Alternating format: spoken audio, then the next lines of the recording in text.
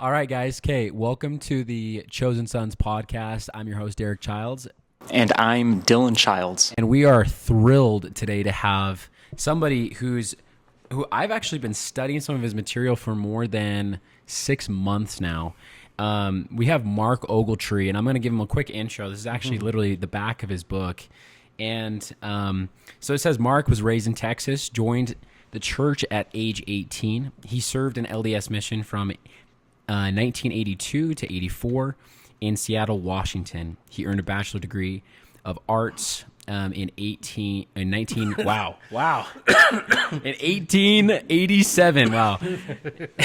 It was a good school back in those days. In 1987 from Brigham Young. And then it says Master of Arts in Education, Psychology from Northern Arizona University in 1990. Master of Arts in Mental Health Counseling in 1994 from Northern Arizona University, and a doctorate in Family and Human Development from Utah State University in May of 2000. Dr. Ogletree taught in the church educational system for 21 years. He was a seminary instructor at the Mountain View Seminary in Mesa, Arizona. We'll have to talk about that. That reminds me of Jenner.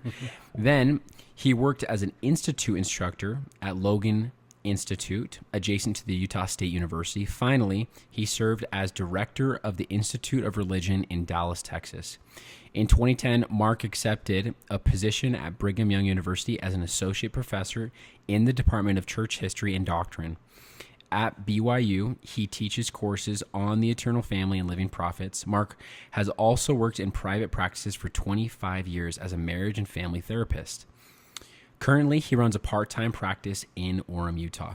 Mark has published several books and articles on marriage and family relationships. Keep in mind, this was written in 2010, so there's been some adjustments since then and add-ons since then. He is presently at the time was bishop in Provo. He's married to the former Janie Cook, and they have 8 children. And it says 9 grad children here, but now it's 28. So A lot of things have changed since that book. Yeah, that's great. Also, can I just say, we have the Tom Brady yes, of like eternal marriages Yes. right here. Like Never been called that ever, but I love Tom Brady. Let's go. No, I am so excited to learn from you, Mark. And I just got to say, this is going to be a very special episode on the Chosen Sons podcast, speaking to the youth of this day. And we're just excited to have you, man. Yeah, thank you so much. It's so good to be with you guys. This is great. this is great. You know, there's so much that's going on in today's world. There's so much fighting for our attention, and our main demographic of people is young men. Yeah. And I've found that if we can, and this is what we feel here on the Chosen Sons podcast, that if we can help the sons of God become more like our Heavenly Father, then everything else will start to fall in place. We'll have better families, and it kind of stems from there. But you get to see this from a very special point of view. You're seeing this with current families, developing families, and soon-to-be families. Right. So what, I guess before we get started, like, Mark, what can you tell us that you're seeing in the world that might, like, what are you seeing from your lens as a family therapist, as a BYU professor? Like, what are you seeing? You see a lot of people. Like, what's some of the stuff that you're seeing right now? No, I think it's a great question. Is it second? Who wants to turn to 2 Timothy chapter 3? Let's do it. I got it. But as you turn there, you think of the Apostle Paul and his great declaration here that in the last days that perilous times will come, right? And that men will be lovers of their own selves, covetous, boasters, proud, and you can kind of just read through there. There's a lot about sexual transgression in these verses. There's a lot about pride and selfishness, and you even see a little bit of narcissism. And so, I think Satan is just attacking the family, just like we thought he always would. And it's kind of a question of, well, who is he really attacking? Is he attacking the children, the youth, women, men? And the answer, he's attacking everybody, right? He's attacking all of us. And Satan does not want us to have successful families. He doesn't want us to be happy. his job is to ruin our lives and to destroy us. And so I think we're seeing that right before our very eyes. And whatever tool he can use. One of my favorite quotes that I read in a book once said that Satan's favorite tool is, because we all have an answer for that, and it said, the one that works. So whatever works, he'll find a way to get every one of us with our, wherever our Achilles heel is. And so, yeah, I see Satan, but he is making an all-out attack on families, on individuals today. And we shouldn't be surprised. I mean, right? We knew that this would, this was going to happen in the day that we live. And so now our job is to fortify ourselves and to find a way to be happy and successful with our families in a world that's totally anti-family. I love that because we see that in every aspect of nowadays, right? It's just like Satan is working so hard, and he's working harder than ever for destruction of the family. Right. And this is, a lot of people don't know how to combat that. They say, "Oh, let's go marriage counseling. Let's work through it, honey," or let's do this. But how can families include Christ? Like, what has your experience been, Mark, of how can families include Christ in their, let's say, marriage counseling, or how to work through their problems nowadays to then combat that? So I'll tell you. So I'm the president of our stake. That's how old that book is. And we just had stake conference. So this is on my mind. What you just asked is on my mind. And I had the feeling a few months ago, what if we ran a survey in our stake and just collected some data? So at stake conference, we could really address what's going on out there. And one of the things that we learned in the stake that we live in, which is awesome, and there are so many stakes like this all over the church, right? I'm not claiming that our stake is, like just better than everyone else's. Really strong on the temple. It was like 80% people attend the temple pretty regularly, and personal prayer was in the 80% range. So this is really good. But when it came to family home evening, 24% of, and by the way, only really the active families in our stake even did this survey, right? If you're not active, you don't really probably want to mess with it. So we're talking 24%, and this is a stake that feeds BYU a lot of bishops and stake leaders. The Missionary Training Center, this is a stake where we have probably 15 or 20 former mission presidents. If you say bishop in my ward, 40 men will turn around, because they've all been bishops on campus and in the ward. So, I mean, these are strong people, but only 24% family home evening. And when it came to family scripture study, it wasn't much different than that. It was probably in the 30% range, something crazy like that.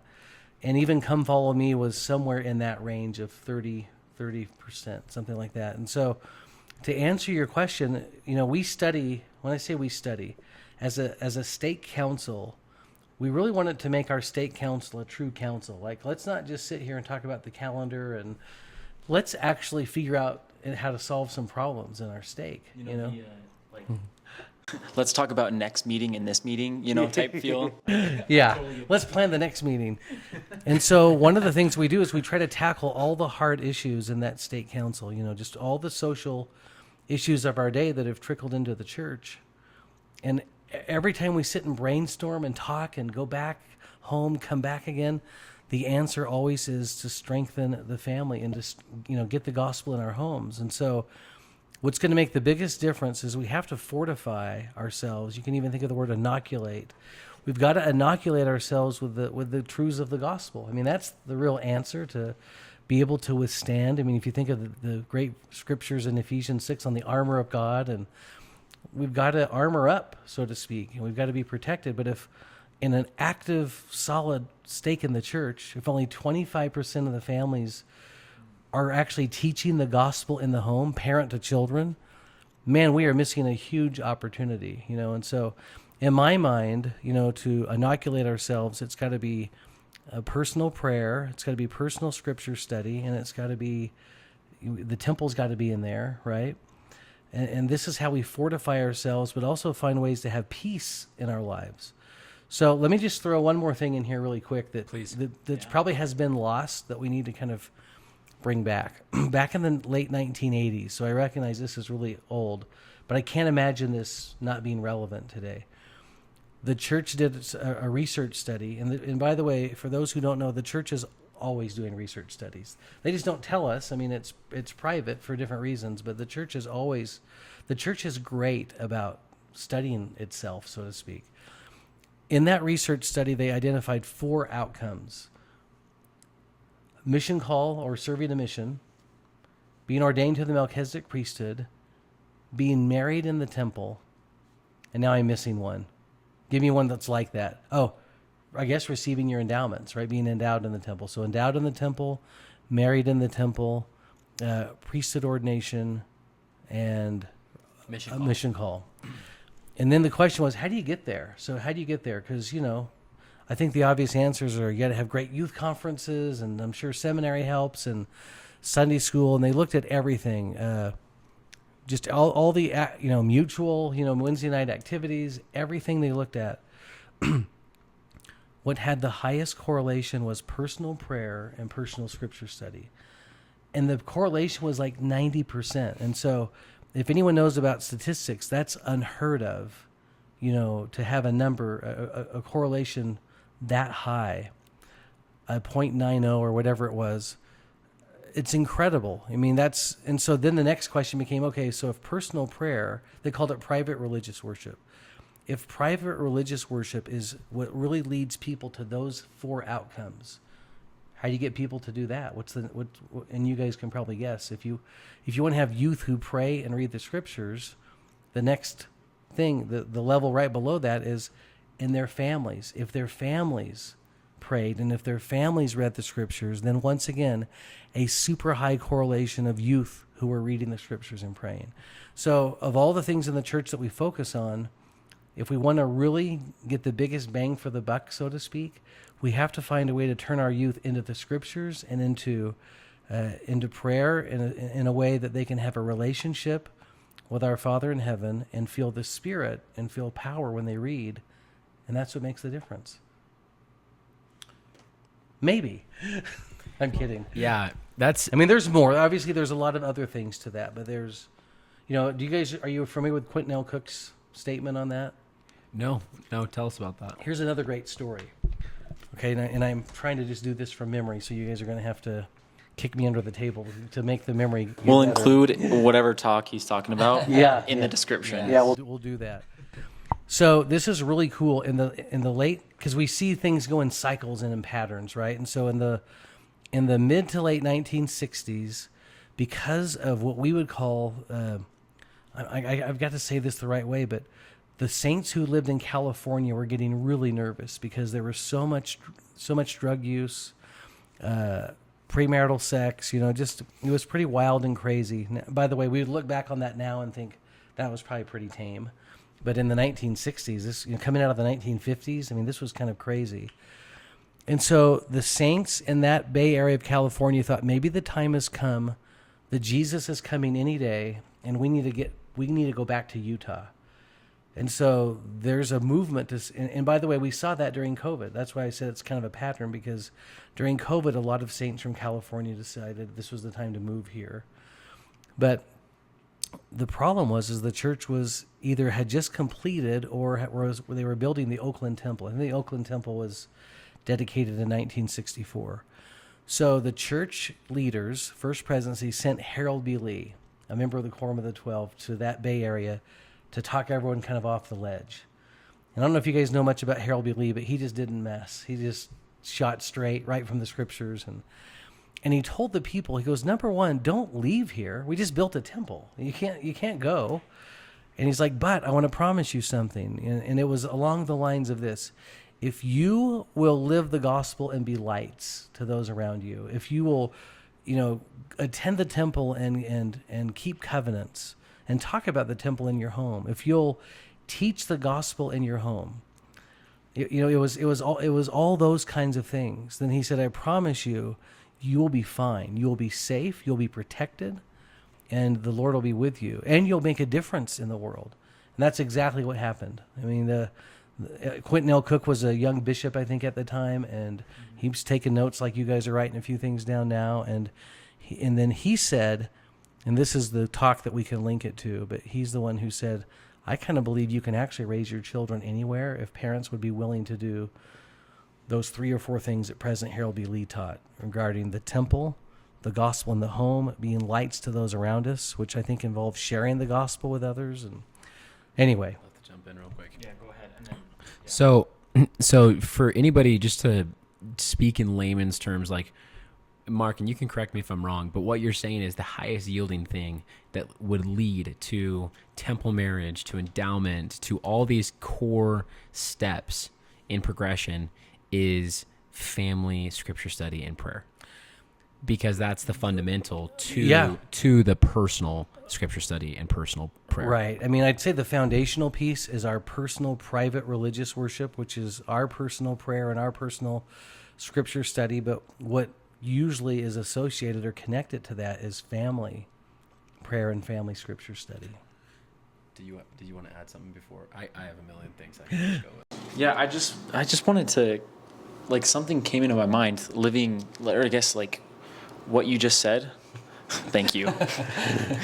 We got to get good audio here. I just, like, an experience just ran through my head after you were teaching us about how to keep ourselves centered and strong and put the armor of God on every day. It has to be taught in the home. Yeah. Right. Or in the family. I see that with my sister and brother-in-law, Cassandra and Jenner, and they have 3 beautiful children. 2 who can actually, like, like talk and repeat what they say. Yeah. And I see it all the time of my niece and nephew. They're like, all the time, they're just like, well, Mom, we forgot to pray or something. Or, Mom, we gotta do family prayer right now. And they're like, oh yeah, family prayer. And they just repeat what, Mom and Dad have been saying for years and years and years. And then when they forget, it's just so automatic for my niece and nephew. It's like, oh my gosh, now they're reminding us, And Yeah. I just that hit home for me of the importance of teaching in the home, because then it's reciprocated through the kids. Right. Without even, like, knowing. It's just drilled into them. We had an experience where we would think, so every now and then you'd get to that point as a parent where you're like, you know what, we're so busy, we're so exhausted. Maybe this Monday night we can just not say anything and just kind of maybe put the kids in bed early and see if they notice. We would always have a daughter say, hello, family home evening. Get back here, Mom and Dad. We're doing that. Anyway, it just was kind of funny that way that you start to teach them a little bit, and it becomes part of the culture is what happens. Everyone's creating a culture in their home of some kind. And that culture is awesome because it's actually what kind of ends up driving all the behaviors in a way. And so that's what's happening, I think, was it your brother-in-law? Or My brother-in-law and sister and their kids. And a follow-up question that I have for you, Mark, is what do you have to say to those kids who are maybe a little bit of, rebellious against that? I feel like at times I didn't want to do that in my home, and I felt rebellious not doing, Come Follow Me or Family Home Evening or Family Prayer. What do you have to say to those kids and this younger generation who may want to rebel against that?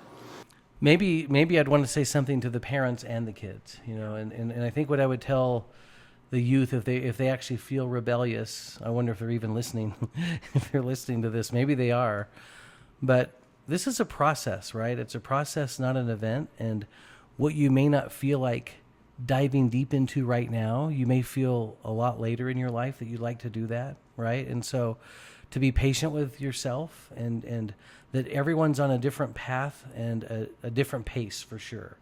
And to not compare yourself to others, and just, if that desire is in there, then when the time comes, when the right time comes, it's going to work out. It's going to be okay.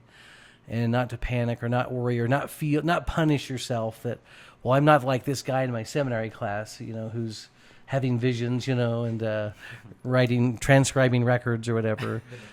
The next prophet over there. That comes in.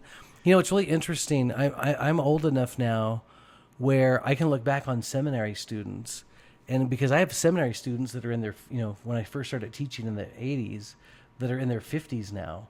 And it's funny because some are mission presidents and stake presidents and bishops. And in every case, if you would have asked me in those days, would that kid have been something like that? I would have never guessed that. I mean, one of my craziest kids I taught is the stake president of his stake right now. I would have never, one of the craziest kids I taught, this was awesome, is a professor with me at BYU, and so you just never know, right? It's never too late or anything. And then what I would tell parents is kind of the same thing. I think as parents, we panic a lot. There's such a panic right now that you've got to get your kid on a mission when they're 18 or they won't go. And so now we have all these young men going into the mission field and they're not quite ready. It's pretty young and pretty early to go right out of high school, but it's such a trendy thing, especially here in Utah. All your friends are opening mission calls at, they're in February of their senior year of high school. So you kind of feel like, well, that's what I've got to do. And the same thing I would tell I would tell parents, just be patient. It's a process. Watch it develop. Continue teaching the gospel. Continue inviting. That's a great thing for my wife. She would say, we just keep inviting them. We keep inviting them, And then when the time is right, it's going to click in and they're going to get it. So there's a few thoughts that come to my mind. A lot of the guys that actually are listening right now are kind of in this sitting on the fence state. That's a large group of who we have listen. Yeah. And maybe it's because that's how we were. Yeah. And I have a friend in mind.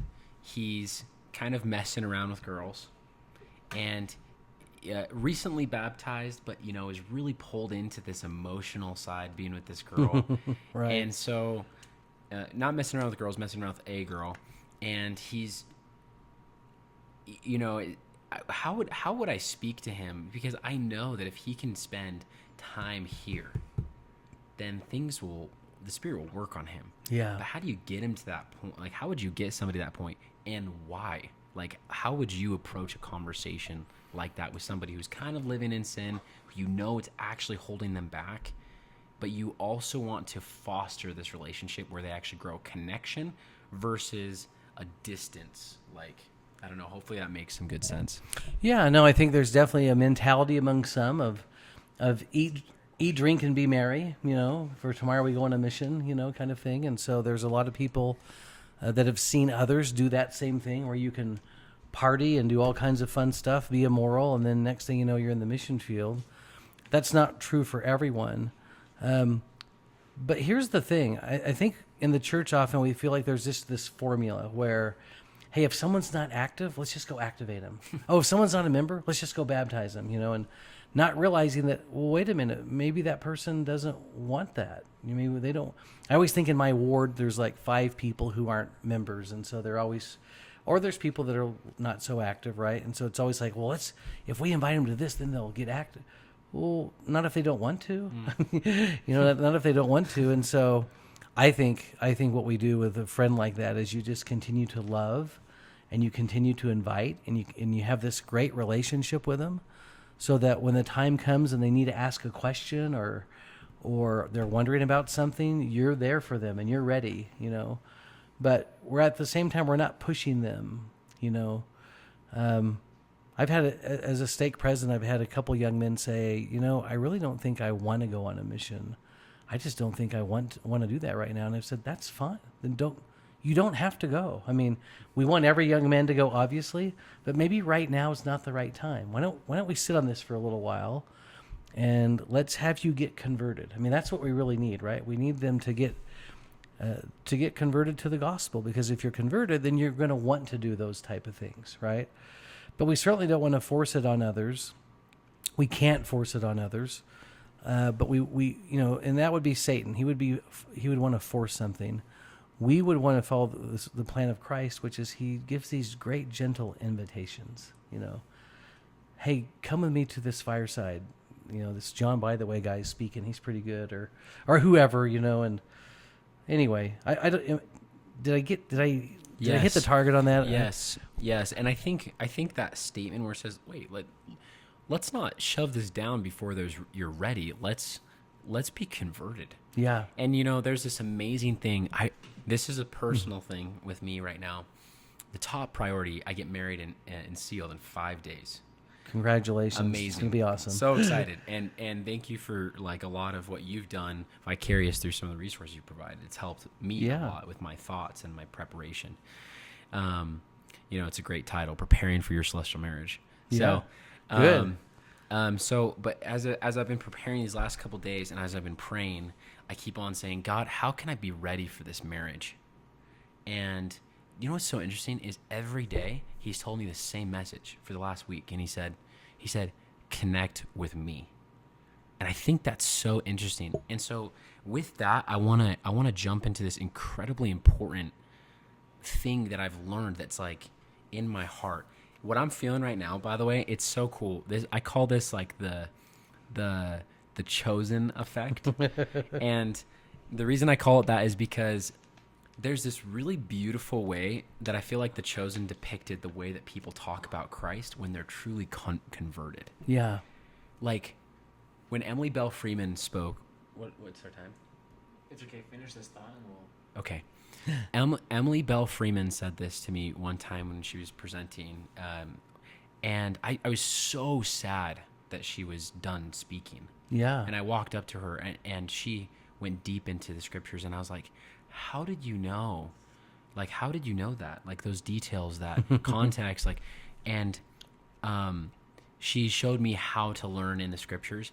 And I was so sad that she was going to end because to me, in my mind, I was like, the Jesus I want him.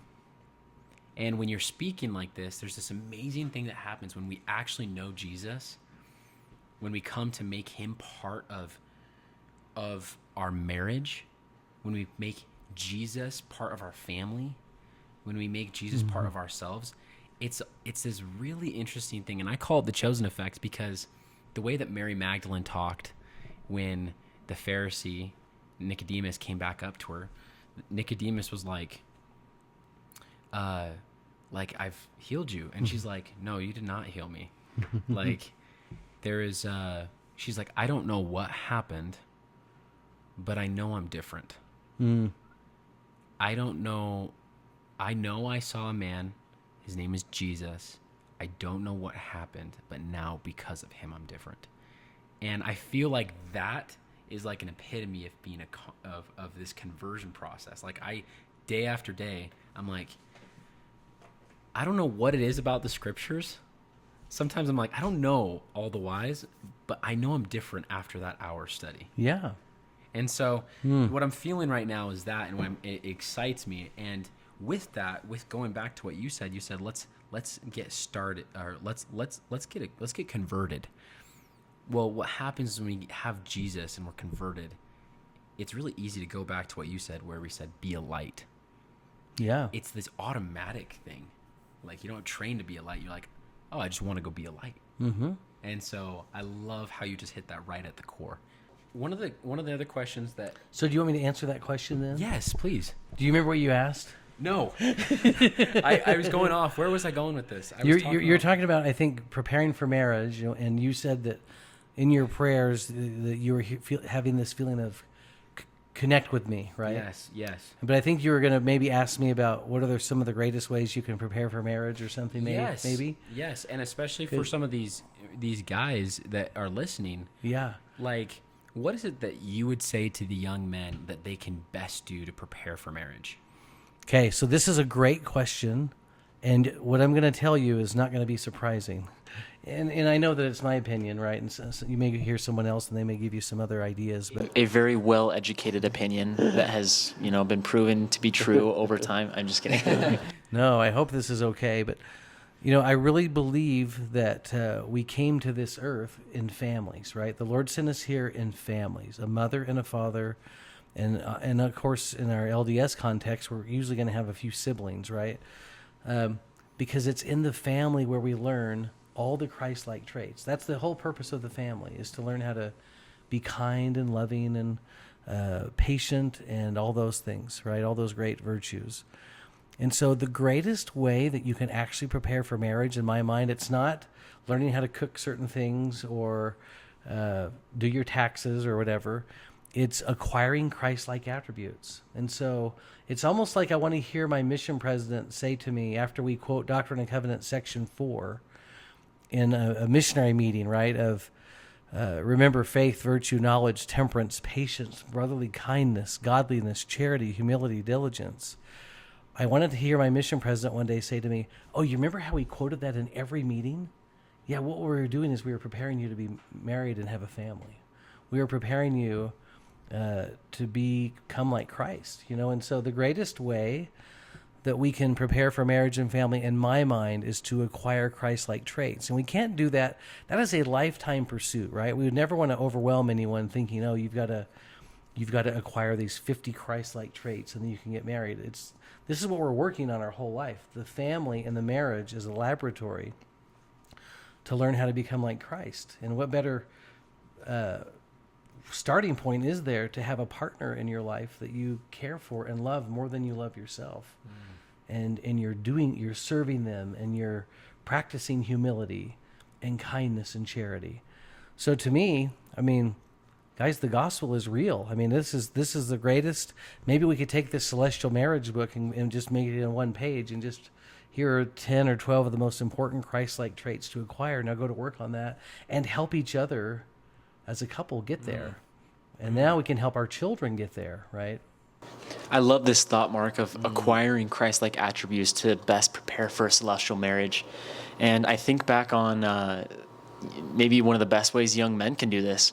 And you said earlier that we kind of need to bring this idea back of, ordaining, worthy priesthood holders and to, call them on missions.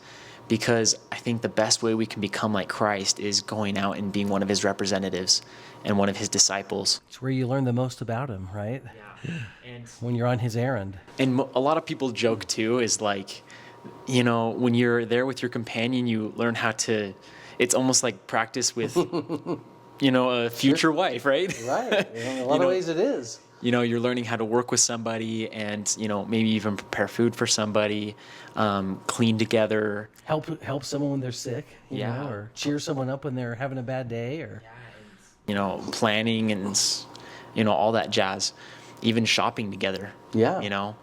But, you can tell me if you disagree, but I mean, I would probably say that for these young men, the best way that they can acquire those Christ-like attributes is going on a mission, right?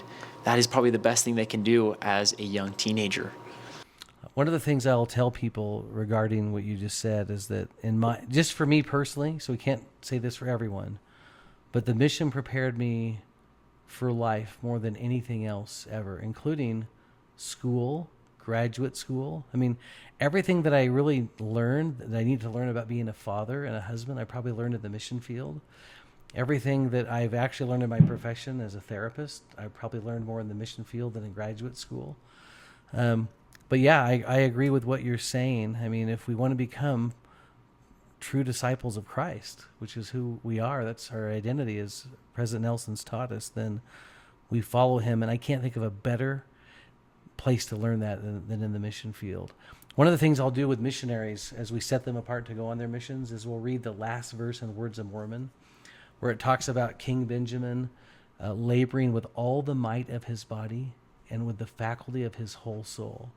And then I'll ask them, what do you think that is? Like, what is that? And we kind of talk about it for a minute, and they'll say, you got to work really hard and you got to give it all you have. And all that's true. But I say, but I want to share another thing with you. You will never, for the rest of your life, ever serve Christ full time, all day long, ever again. You'll never do this. This is the one shot you have your whole life to be partners with Jesus all day long, every day, 24/7, 7 days a week, the whole thing. You will sleep, drink, and eat Jesus, so to speak, in missionary work. But if you think you're going to go on a mission again with your spouse, which is wonderful, but by then you'll have kids and grandkids and a business you're probably worried about. When you serve in the church, like we all three probably do in some way, we still have to go to work. We still have to pay bills. We still have to deal with mowing our lawn and taking care of. This is the one crack that you get in life where you don't have to worry about school. You don't have to worry about girls or guys. You don't have to worry about anything other than just becoming a disciple of Christ. It's a one-time shot. And what an incredible thing that the church says, hey, go do that. And if you do, now you're prepared to be married and have a family. I love that. Me too. I love that. We agree. Amen, right? Having both served missions, obviously everybody on this podcast already knows that me and Dylan loved our mission dearly, and it changed so much about our lives. Yeah. One thing that, doing a quick pivot now, this is my personal view of a lot of the guys that I've seen in my life, and also just speaking from my own personal experiences.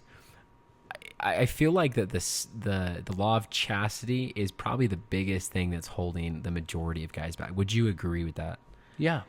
When Yeah, it I comes to think so. the pre-mission, Mm-hmm.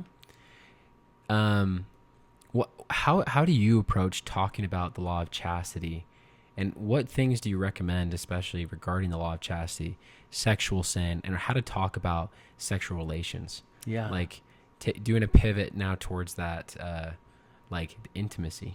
Mm-hmm. Yeah, that's a great question. And so one of the things that I would share is that the greatest place to teach the law of chastity is in our homes. And the greatest way to teach the law of chastity is one-on-one, you know.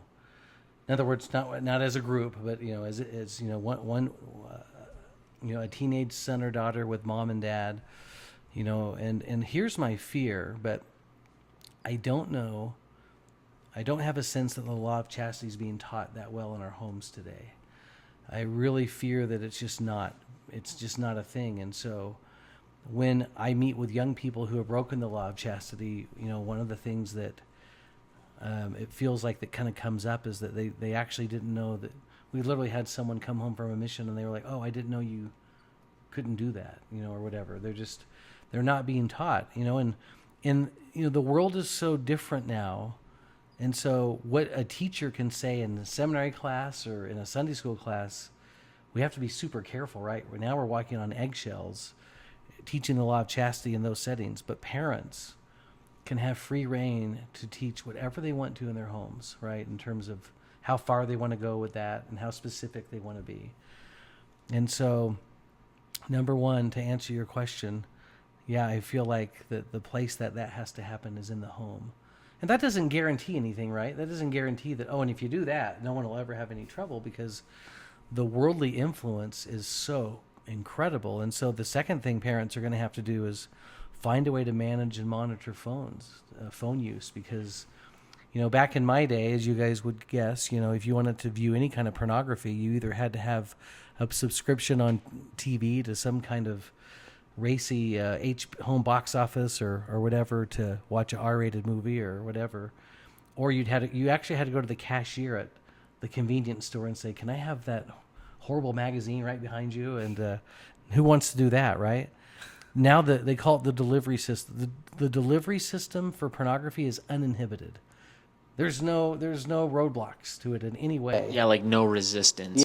Yeah. I mean, it's like opening your mouth and just pouring a gallon of whatever down it, you know, kind of thing. And so it's just too easy. And so we have, you know, it's, for some reason there are parents that feel like that they just don't need any safeguards in their home. I kind of like to tell this funny story, but when I was in third grade, it was Thanksgiving, and our uncle had an awesome motorcycle, but it was pretty big. I mean, it was like a 350, if anyone knows much about motorcycles, you know. And so I couldn't even my feet couldn't even touch the ground, right?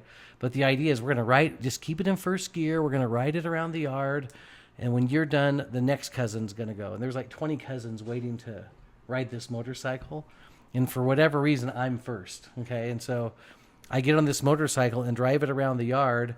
And there's two houses here, and you're going to turn between the houses to come back.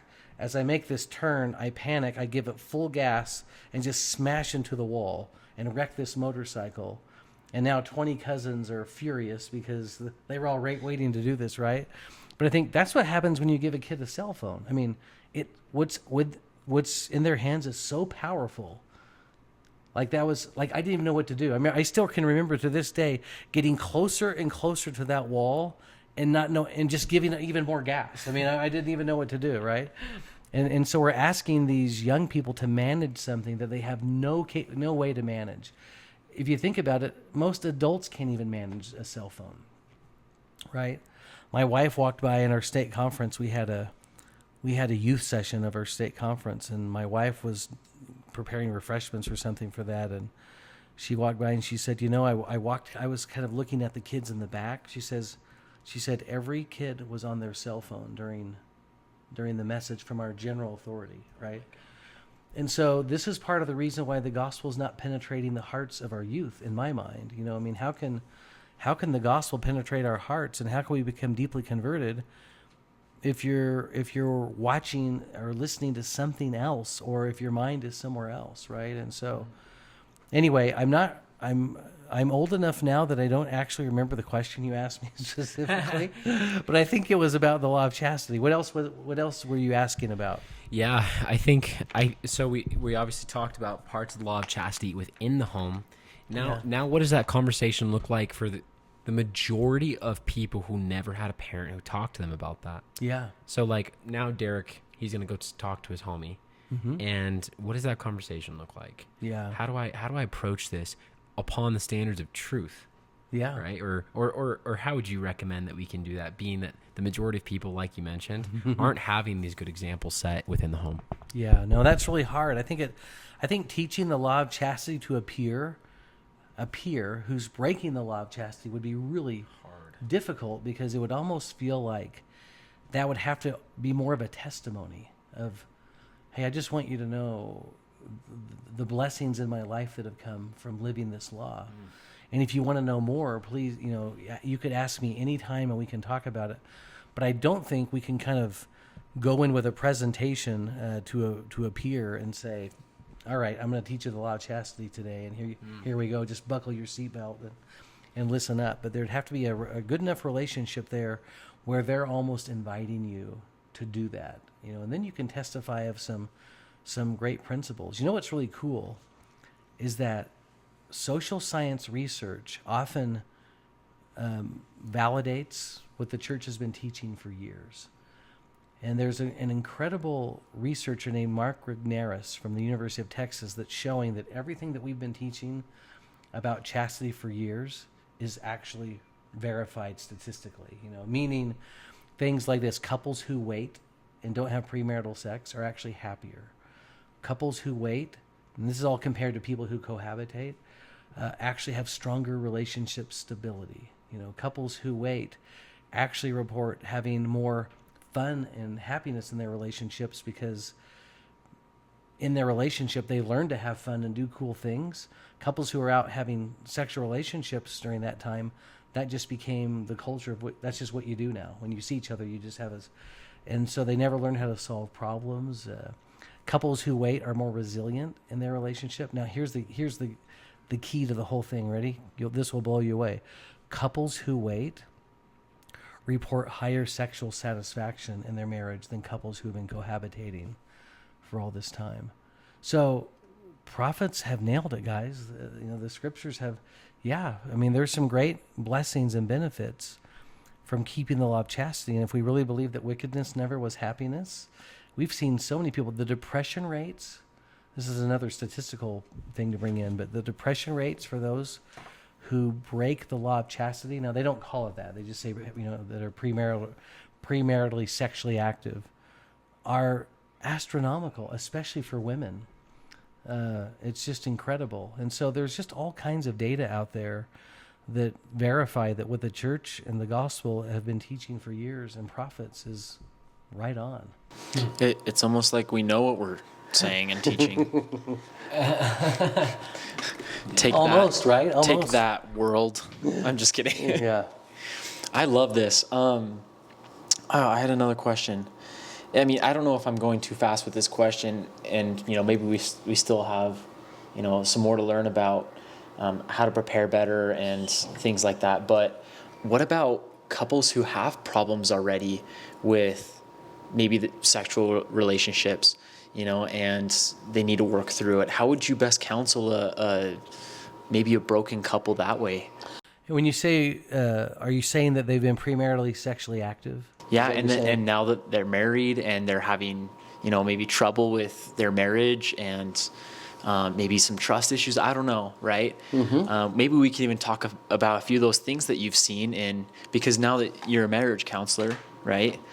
Maybe talk about a few of those things that you've seen already and, a few solutions that you have for those couples. I want to add to this. So there's some parts in your book where you talk about like when people start their relationships off on a bad foot. Like this book, I got to give a shout out to this book. It's like amazing. Mark puts his studies and his mind and a lot of these things in this book, and it's amazing. But one thing that you talk about, I love how you don't mince words, and going to Dylan's point is if you're starting off on a bad foundation, not based upon true principle, then just getting married doesn't fix it. Right, right. And you talk about the repercussions when you're the one actually handling those conversations. And so maybe to make more specific those questions, what are some of those things that are happening at the end of the road? Let's hit it right on the Like head. what's going to happen if they continue on the path? You know what I'm saying? Well, no, I mean, it's a great question. As I understand what you're asking if, okay, this couple's been premaritally sexually active, they've broken the law of chastity together, and now they're married, right? And they're having some struggles in their marriage. Is that what I'm hearing? Is that the kind of the question? Right? Yeah, after Derek's redefinition of my question, Yeah. I think, let's hit that on the head. Yeah. And so there's no question that couples could have problems. Not every couple that breaks the law of chastity is going to have tons of trouble in their marriage, but they certainly could. I mean, anytime you break commandments, you're missing out on some blessings for starters. But it's never too late, is what I would always want people to know. It's never too late to change. It's never too late to ask for forgiveness. It wouldn't be too late to go into a bishop and say, this is what happened before we got married, and we really want to put that behind us. And now what that couple needs to do is they need to put some of the gospel teachings that we've talked about today into practice. Start building a foundation.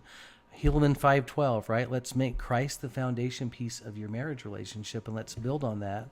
And even if you got a rocky start, that there's a great, if I love what President Howard W. Hunter said, that whatever Christ lays his hands on will live. Whatever he touches can be healed and will live. And so let's let Christ into your married life, and you can start that by coming to know him as you study his life, but also putting these gospel practices in place, where you're reading the scriptures together and praying and getting, really the whole point of those two practices, prayer and scriptures, is to get the Spirit in your life. And now with the Spirit in your life, now you can be kind and charitable to each other, and now you can be in tune, to each other's needs.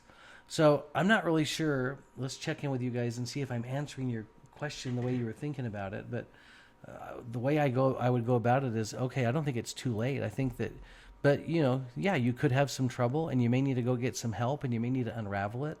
What I worry more about is couples I see on occasion where they'll say, we recognize we really weren't even in love, and I don't even think we got an answer that we were supposed to get married. Those are the hard ones. And I'm trying to help a couple with that right now, where they're like, we're not even sure that we should have got married in the first place, but they've been married for a long time. And so it's like, okay, you've been married so long. Let's find a way to make it work. Let's find a way to help you fall in love with each other if that's a possibility. Yeah, a lot of you gave a series of scenarios in the book where you talked about people who tried to cut corners on a relationship that shouldn't have been made, and then they made it, and then you're trying to handle it later. And that is really interesting, and I think that needs to be really addressed. I think we should take just a second and talk about that. What are some of those things that are fundamentally wrong? Like you talked about your daughter in the book about, hey, like you, here's a scenario, and this is to prove I read your book. But you talked about your daughter, and you'd watch how she would react when she would come home to see if she's behaving normally. And if she's not behaving like normal, if there's some different facade or something that's being put up, you're like, something's up. Like, you need to feel like this is your best friend. You need to feel like it's easy to communicate. You talked about the ease of communication. Yeah. Stuff like that. What are some key things where it's like, hey, if this is a relationship that is going to work, now speaking to maybe some of the return missionaries, now speaking to some of the guys who are actually pursuing a courtship or a marriage, speaking to those guys, like, what is the basis of a true relationship? I have more questions, but let's start with that. I have a lot of questions. Well, I love what you said about communication, because I do think one of the first keys is obviously there's attraction, right? I mean, that's what draws you together in the first place, is that you would be attracted to each other. And we want people to know that that can also include personality. I mean, people have very attractive personalities. The way that we look when we're 20 and the way that we look when we're 60 are really different, right? And so all that's going to change at some point. But, to be attracted to someone's personality, to their values, to the way they love the gospel. I loved the way my wife loved the gospel so much. I knew that if I was married to her, we were going to be all in for the rest of our life, or whatever. But I was also attracted to her physically too. But the other key is communication. You want to be married to someone that you can talk to, that gets you, right? And that you almost feel that you've just known each other for a really long time. When couples communicate with ease, I always think, okay, they're going down. This is that type of communication where it just flows so natural and normal without a lot of effort. They're going down, right? Because that's just such a great trait for couples to have. And by the way, it doesn't mean that you don't marry someone that you have a hard time communicating with. It just means you'll have to put more energy into it. One of the things that you may be referring to is a daughter, and I'm trying to remember this story exactly, but I didn't get the sense that she was happy, that she wasn't showing that enthusiasm and that happiness. And I'm like, okay, if you were really, into this and feeling great about it, you'd be skipping through our house, and singing songs and I sense more of a heaviness, and that was a tip off to me that, okay, this something's not right here, We have a daughter that, I'm trying to think of this probably happened after this book was written, but this one daughter hates traveling, and she hates driving in the car. And she'd be the kid in our family, growing up that would cause the most trouble for our family in the car. It's just, she's yelling for us to stop and get a hotel. And we've been gone an hour, and that kind of thing. Well, she meets this guy from South Carolina. And over the Christmas holidays, he says, I would love it if you would ride with me out to South Carolina and meet my family. And then we'll come back and be back by New Year's. I just thought, oh, man, that's like the worst thing you could do to her. Put her in a car for 3 days to go one way and then 3 days back or whatever. When they walked in our house and they were laughing hysterically together and they had all these inside jokes, and I just looked at my wife and I'm like, this is over. This is over. This is done. It's a done deal. And that was January, and they were married by June, But yeah, they're having fun together. They're enjoying each other. Am I answering this? Am I going the right direction? Yeah, you're totally nailing this. I think one thing that I really want to hit on is a lot of this book, you're hitting on correct principles and truth, which is typically hard to hear. Mm-hmm. And one thing that I really loved about this is you talked about, like, hey, how can we create scenarios that emulate character attributes that we're trying to have that creates a celestial marriage, not a temporal marriage. So you talked about, like, babysitting with your wife when you were in the dating process, seeing how she handled kids. You talked about doing service projects and seeing how she would react to those things. Like, to me, I love that. I love this. I love what you see, like this idea of, like, delayed gratification. How does she handle money? Like, how does, like, these things that, like, this realness. I don't know. Maybe you could talk to us a little bit about some of those value points as well, like the values. No, it's a great question, and a lot of the things, I'm so glad that we get to teach these awesome kids at BYU, because you learn so much from them. And so a lot of the things I've learned in my classroom, right, from talking to them. But I was learning that a lot of them were worried because they were like, well, I love pepperoni and they love ham and pineapple, or I like this kind of music and they don't, or I'm kind of an introvert and they're more of an extrovert, and I just don't know if this is going to work. And I wanted to let them know that, guys, that has nothing to do with it. That has nothing to do with it. But I've identified probably 14 foundational principles that have to be there if it is going to work. For example, how you feel about the gospel of Jesus Christ would be foundational. If you're all in, it'd be really rough being married to someone who's not, right? If they were quasi-active in the church, children and raising a family. And I saw this happen in one of my counseling cases where the wife was all in with children. She could not wait to be a mom. And then one day the dad came home and just said, we're not having kids. And this is after they've been married for a couple of years. That should have been solved right long before. But, how we feel about money, how we feel about education. And guess what? Today, as you guys could guess, politics is huge now, right? You're not going to have your marriage is going to have some trouble if you're married to someone that's politically affiliated really differently than you, especially if they're passionate about it. That'd be a hard thing to navigate. And so now, and I've had students come and tell me that, oh man, I really love this person, but here's how they feel politically, and I just don't know if it's going to work. So those are hard things, and there's a lot of other things. I won't get into everything, but there's a lot of things like that, but they're just foundational. And if those foundational things are in place, then all the other little differences, like we don't like the same kind of movies, or they want to live in California and I want to live in New York or whatever. You can work those things out if the foundational pieces are there. I just want to add something real quick that I heard in one of Charlie Kirk's podcasts recently. Got assassinated and he died, but I just want to restate what he said about exactly that. Is it's really hard to be in union with your spouse when you're not on the same page.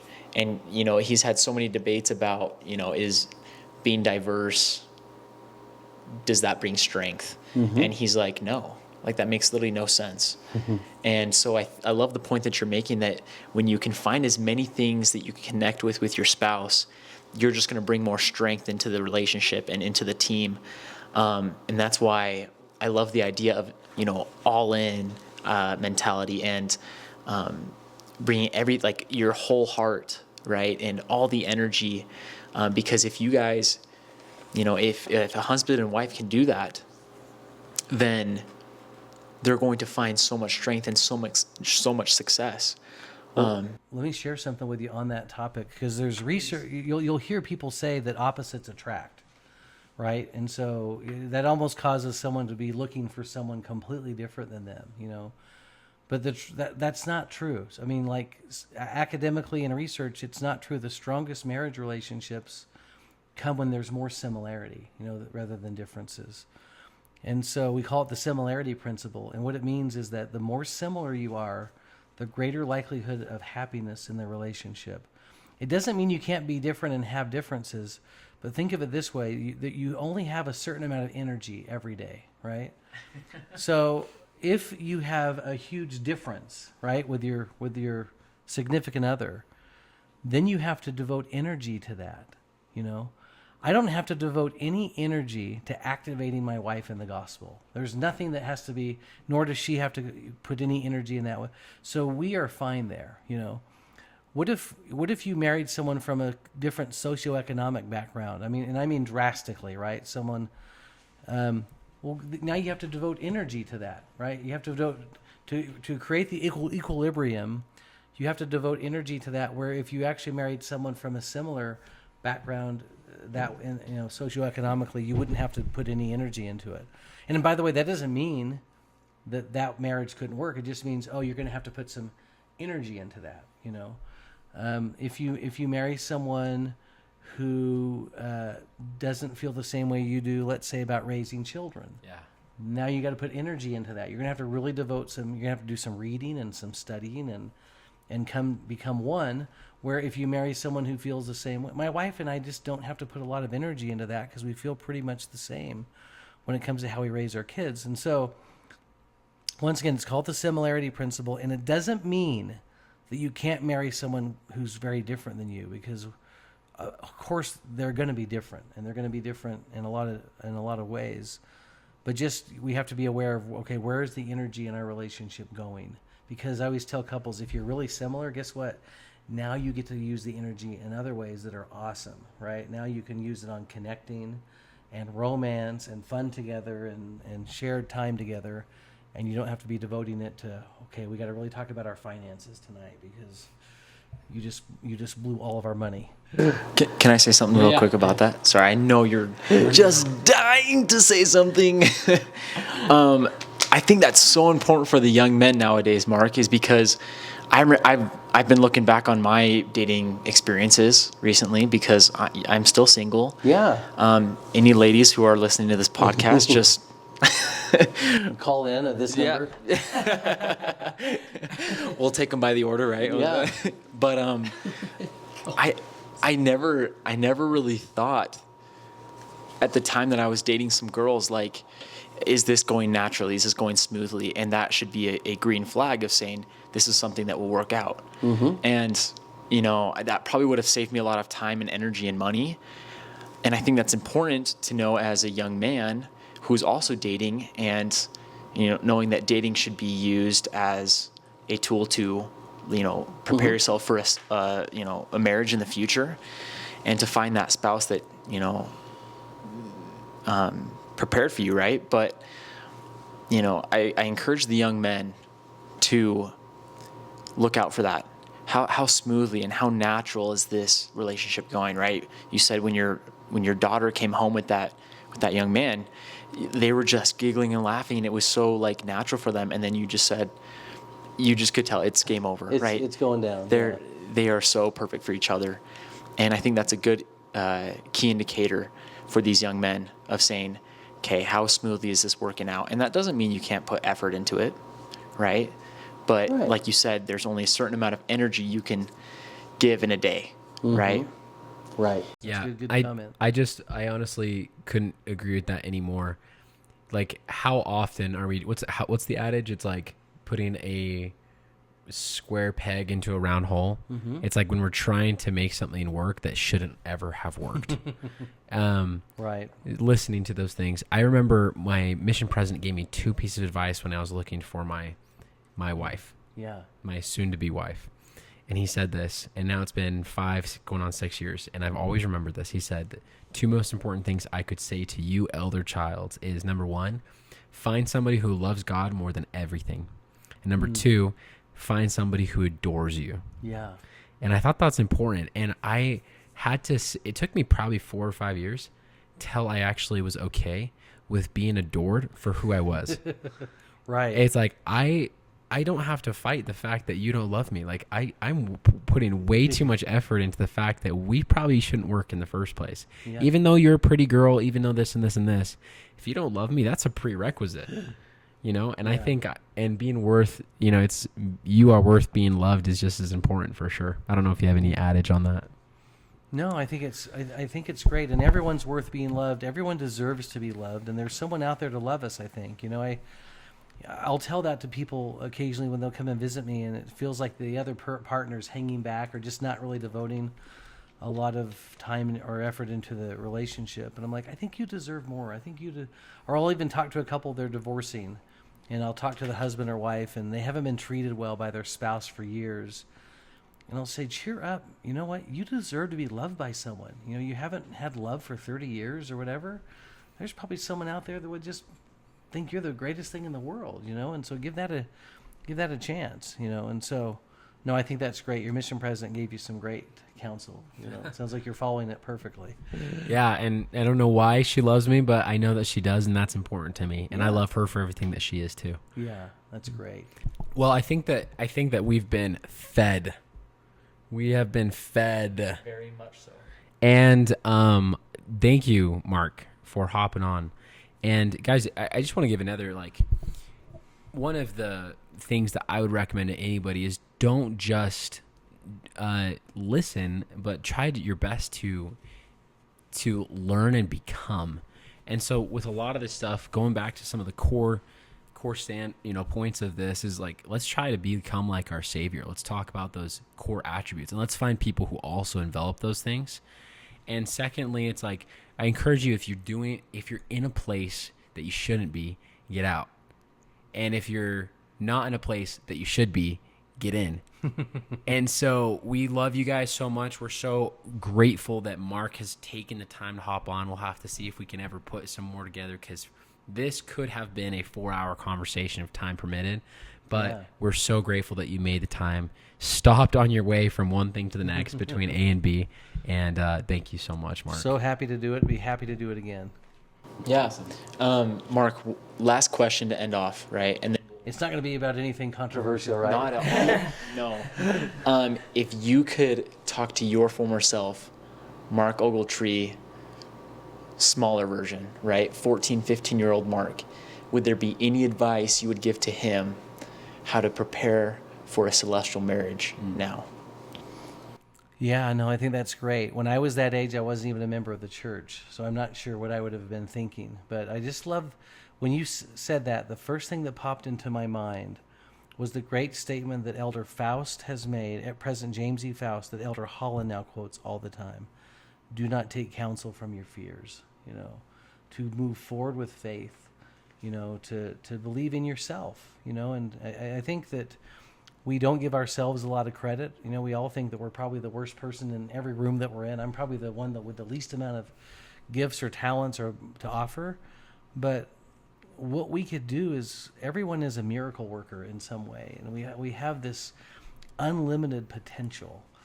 I was just if I know you want me to be really quick, and I'll try to be really quick with this, but I was just interviewing a man who was a BYU football player back in the 1980s, and he was in trouble at school. I mean, he wasn't attending classes. He was, getting in a little bit of trouble, and now he's a member of the first quorum of the 70, and he's incredible. And no one would know that, but man, the Lord doesn't ever give up on us, so we don't want to give up on ourselves. And once again, our potential, what we can become is incredible. And I'll share this quote with you. I love it, and maybe it's almost a mantra for your target audience.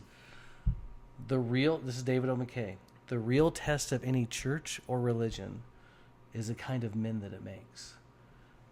The real test of any church, this church makes incredible men and women.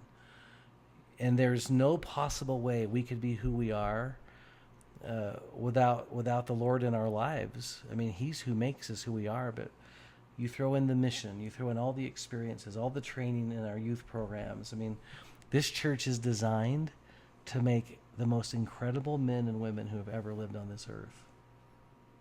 And I'd want to tell myself that, to be patient with yourself, because the Lord has a lot of things in store for you that you never even dreamed of. So prepare for great things. That is beautiful. I would be totally fine ending the conversation right there. I love that. Mark, we've had such a wonderful conversation, and we're so grateful. Thank you for being on the Chosen Sons podcast. And guys, if you have any comments or questions that maybe we could forward on to Mark or address in another episode, put them down in the comments. Please let us know if there's anything else you'd like to know, or any other experiences that we could shine some light upon. Mark, how do people get a hold of you if they want to either work with you through what they're struggling with or dealing with in the family help, or if they want to get any of your resources, or where can they find you? We have a podcast called Preserving Families, and I think the email address is preservingfamiliespodcast@gmail.com. Preserving Families Podcast. Nice and simple. Yeah. Well, guys, we're going to be signing out for today. Thank you again to Mark for making the stop, and that's it for today. Jaja Jopata. Ja, Jejopata.